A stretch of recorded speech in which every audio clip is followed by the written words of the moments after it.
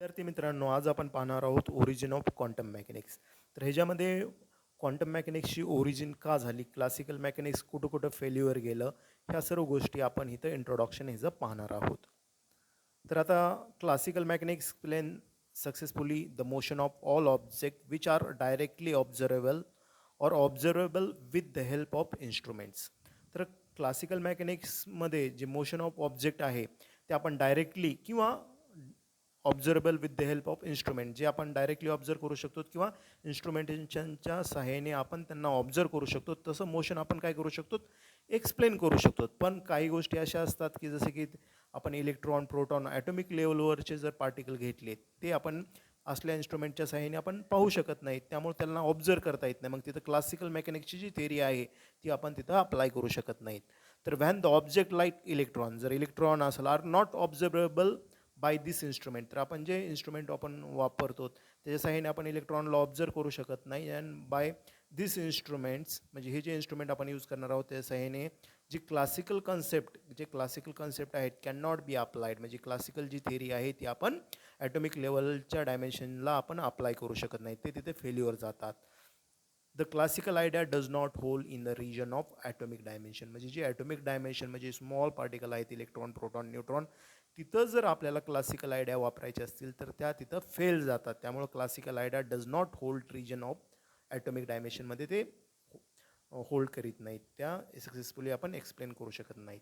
मग काय झालं बघा, by the end of 19th century, 19th centuryमध्ये काय झालं, मेनी एक्सपेरिमेंट रिझल्ट कुड not be explain on the basis of contemporary classical theories.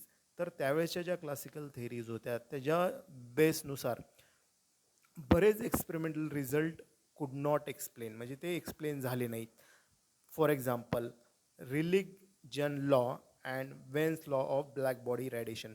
तर ब्लॅक बॉडी रेडिएशनमध्ये जे रिलिजन लॉ आहे किंवा वेन्स लॉ आहे, तर ह्याच्या सहाय्याने आपल्याला जर पूर्ण ब्लॅक बॉडी रेडिएशनचा जो ग्राफ आहे तो एक्सप्लेन करण्यासाठी आपण हे रिलिजन लॉ हा हायर वेवलेनसाठी तो अप्लाय होत होता आणि वेन्स लॉ हा लोअर वेवलेनसाठी काय होत होता, अप्लाय होत होता. पण पूर्ण ग्राफ एक्सप्लेन ह्या दोनच्या सहाय्याने होत नव्हता.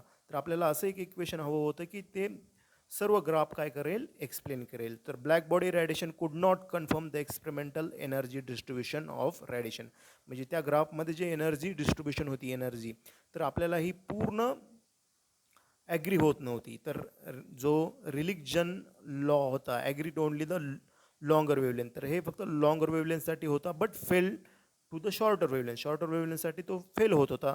While the Wien's law agree quite well experimental result for the small वेवलेंथमध्ये तो ॲग्री होत होता, पण fail to explain the larger वेवलेंथमध्ये तो फेल होत होता.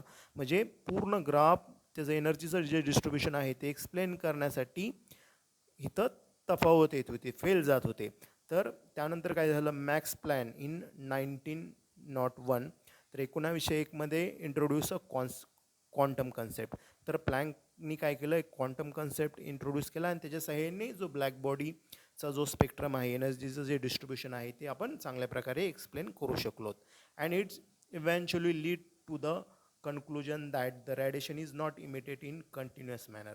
तर रॅडिएशन जे इमिट होतात किंवा ॲब्झॉर्ब होतात ते कंटिन्युअस मॅनर होत नाहीत, बट डिस्क्रीट पॅकेट, आणि त्या पॅकेट ऑफ एनर्जीलाच आपण काय म्हणतो, क्वांटा म्हणतो. तर ते quanta, that energy equal to h nu, where nu is the frequency आणि एच काय आहे, तो प्लँक कॉन्स्टंट आहे. This packet are called as photon. त्या पॅकेटलाच आपण काय म्हणतो बघा, एच न्यूच्या पॅकेटलाच फोटॉन म्हणतो. तर तो काय असतो, discrete energy E is equal to h nu, n is equal to 1, 2, 3 or so on. Using this concept, ह्या concept यूज करून Planck was able to correctly energy distribution of black body radiation. तर प्लँकनी काय केलं बघा, जो black body रेडिएशनचा जो spectra आहे त्याचं जे एनर्जी डिस्ट्रीब्युशन आहे ते करेक्टली काय केलं, एक्सप्लेन केलं. Later Einstein use this concept and explain the specific heat of solid at low temperature. तर low temperature and also explain the photo electric effect. तर त्यानंतर काय केलं, हा प्लँकची जी आयडिया होती डिस्क्रीट क्वांटा, तर एनर्जी कशी आहे, डिस्क्रीट, तर हे कन्सेप्ट यूज करून आइन्स्टाईननी काय केलं बघा, specific heat of solid at low temperature explain केलं and also explain the photo electric effect. आणि हे ज्या थेरीज आहेत, this is called as the quantum theory, ह्यालाच आपण क्वांटम थेरी म्हणतो. थँक्यू.